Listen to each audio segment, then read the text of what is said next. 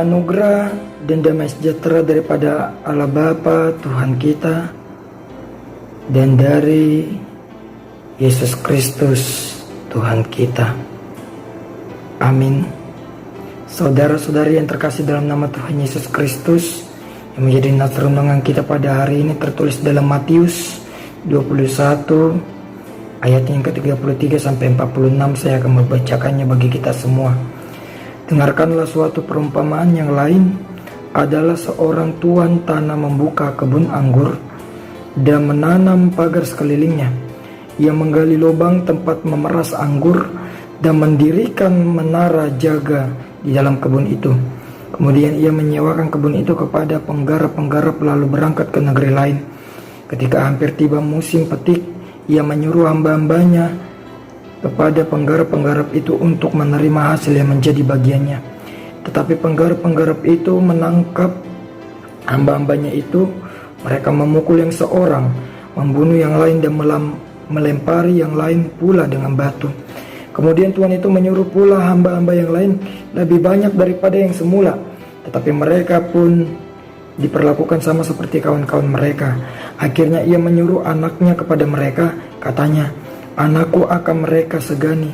Tetapi ketika penggarap-penggarap itu melihat anaknya itu, mereka berkata seorang kepada yang lain, "Ia adalah ahli waris, mari kita bunuh dia supaya warisannya menjadi milik kita."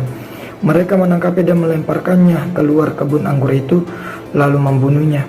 Maka apabila tuan kebun anggur itu datang, apakah yang akan dilakukan dengan penggarap-penggarap itu? Kata mereka kepadanya, "Ia akan membinasakan orang-orang jahat itu, dan kebun anggurnya akan disewakannya kepada penggarap-penggarap lain yang akan menyerahkan hasilnya kepadanya pada waktunya." Kata Yesus kepada mereka, "Belum pernahkah kamu baca dalam kitab suci, batu yang dibuang oleh tukang-tukang bangunan telah menjadi batu penjuru? Hal itu terjadi dari pihak Tuhan, suatu perbuatan ajaib di mata kita. Sebab itu aku berkata kepadamu bahwa kerajaan Allah akan diambil daripadamu dan akan diberikan kepada suatu bangsa yang akan menghasilkan buah kerajaan itu. Dan barang siapa ia akan hancur, dan barang siapa ditimpa batu itu ia akan remuk." Ketika imam-imam kepala dan orang-orang Farisi mendengar perumpamaan Yesus, mereka mengerti bahwa merekalah yang dimaksudkannya, dan mereka berusaha untuk menangkap dia, tetapi mereka takut kepada orang banyak, karena orang banyak itu menganggap dia nabi. Demikianlah firman Tuhan.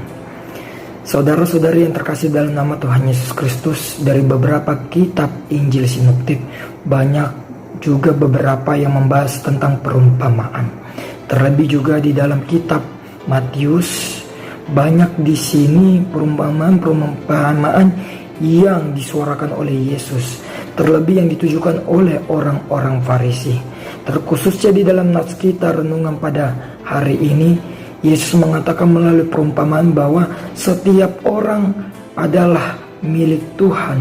Melalui perumpamaan ini, Yesus ingin menunjukkan bahwasanya setiap orang atau sebagai hamba Tuhan yang baik, dia harus mampu memelihara orang Kristen supaya mampu berbuah di dalam iman. Itulah yang disuarakan Yesus, yang ditujukan kepada imam-imam besar dan ahli-ahli Taurat, kepada orang-orang Farisi, bahwa mereka tidak boleh semena-mena terhadap jemaat mereka. Itulah sebabnya dikatakan tadi, setiap batu yang sudah dibuang itu bisa dipakai Tuhan menjadi berguna. Artinya apa? Tidak ada kesenjangan sosial, bahwa semua di mata Tuhan itu sama. Dan itulah yang menjadi otoritas Tuhan yang diterangkan nats kita pada hari ini. Ada sebuah perumpamaan di mana tuan daripada kebun anggur itu diperhadapkan oleh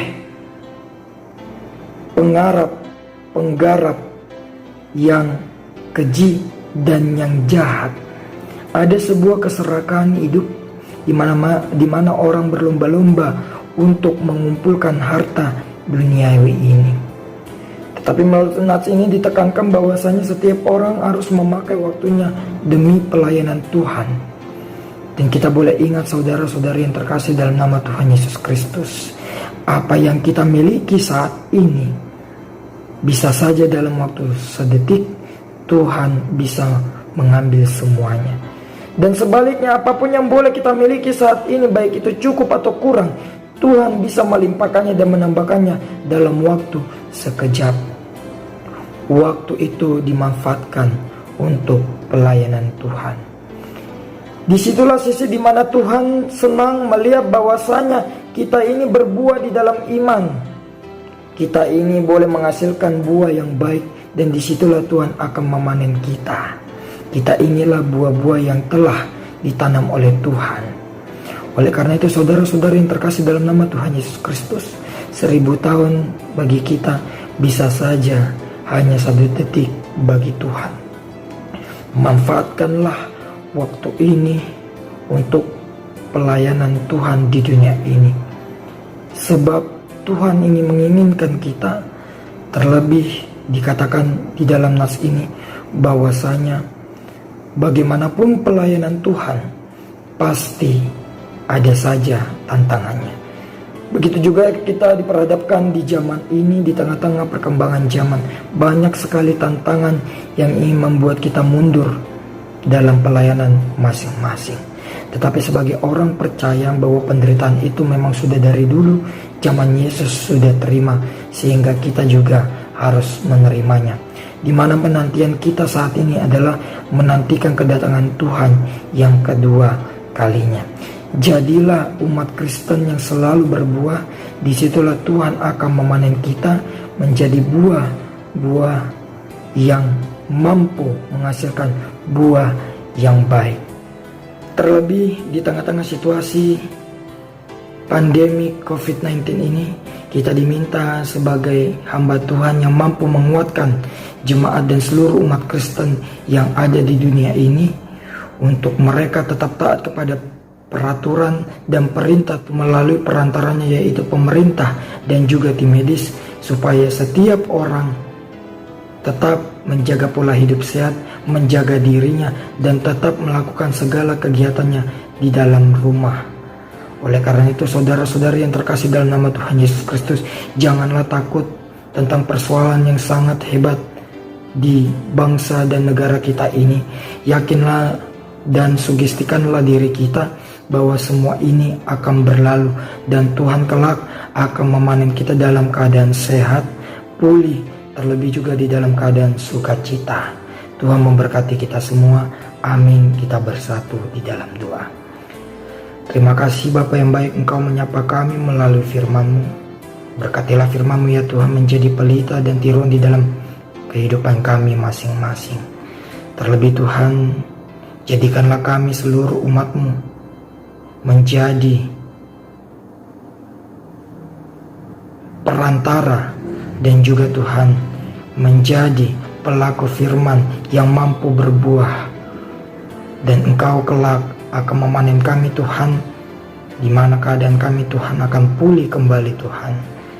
Terlebih Tuhan di tengah-tengah persoalan saat ini untuk melawan pandemi COVID-19, Engkau yang selalu menguatkan kami Tuhan, jemaat-Mu, dan Engkau yang selalu menguatkan kami, umat dan bangsa pilihan-Mu Tuhan, untuk menjadi kuat, dan juga kami boleh memperoleh kesehatan yang hanya daripada-Mu. Kami juga berdoa Tuhan untuk pemimpin negara kami, pemerintah dari tingkat pusat sampai tingkat daerah-daerah. Engkau yang selalu memberikan hikmat kebijaksanaan kepada mereka, sehingga kami senantiasa Tuhan untuk mengikuti segala peraturan dan juga arahan dari mereka. Kami juga terlebih Tuhan berdoa untuk tim medis yang boleh merawat pasien, yang boleh melawan sakit di dalam tubuh mereka, sehingga para pasien kelak boleh kami berjumpa Tuhan di dalam keadaan sehat untuk memuji dan memuliakan nama-Mu. Berkatilah seluruh kegiatan kami Tuhan, pribadi lepas pribadi, agar kami selalu terberkati Tuhan untuk melakukannya demi Bapa yang baik. Kami tahu kami manusia yang tidak luput dari dosa, tetapi kami yakin dan percaya Engkau menghapuskan dosa-dosa kami, agar kami semakin layak menerima berkat-Mu. Terimalah doa dan permohonan kami di dalam anak-Mu Tuhan Yesus Kristus. Kami berdoa dan mengucap syukur.